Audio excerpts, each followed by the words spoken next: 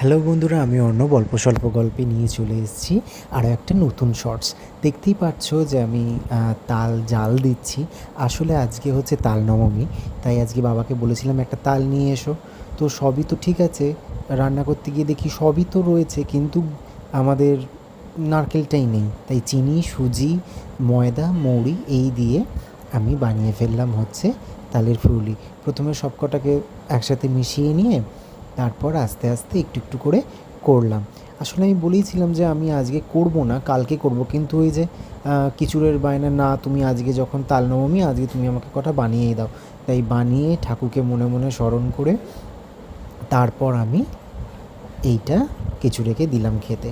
শুধু খিচুড়ি একা খাইনি, বেশ কয়েকটা করেছিলাম, আবার কালকে করব। তো আমরা সবাই মিলেই খেলাম, ভালোই হয়েছিল।